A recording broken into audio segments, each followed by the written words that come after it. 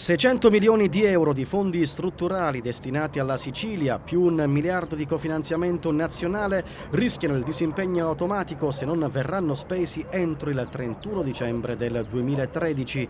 E questo in sintesi il grido d'allarme lanciato dal commissario dell'Unione Europea agli affari regionali Johannes Hahn, che bacchetta il presidente della regione Lombardo sulla lentezza di programmazione della Sicilia nella procedura di spesa e di investimento dei fondi FESER 2007-2013.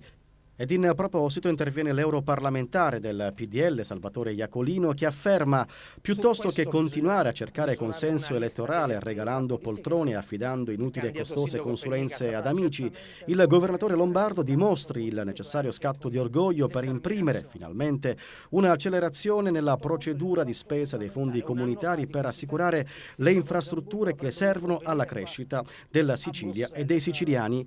Critica al governo lombardo anche da parte del segretario regionale dell'UDC Giampiero D'Alia, che afferma: la Sicilia non può permettersi di perdere 1 miliardo e 600 milioni di euro tra fondi europei e cofinanziamento nazionale se non spesi entro il 2013. Bisogna agire efficacemente per non mettere a rischio così ingenti risorse. Per Maurizio Bernava, segretario della CISL Sicilia, le parole del commissario Johannes Hahn testimoniano il fallimento della classe politica regionale. Per Rita Borsellino, invece, l'allarme di Hahn è un atto d'accusa contro la scellerata gestione delle risorse europee da parte del governo lombardo.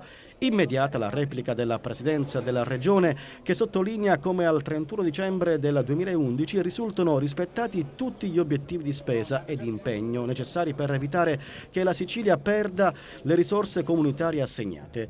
La quota comunitaria da spendere entro il 2012 per evitare il disimpegno automatico è di 606 milioni e 309 mila euro. Nel dicembre 2011 sono stati già certificati oltre 443 milioni di euro.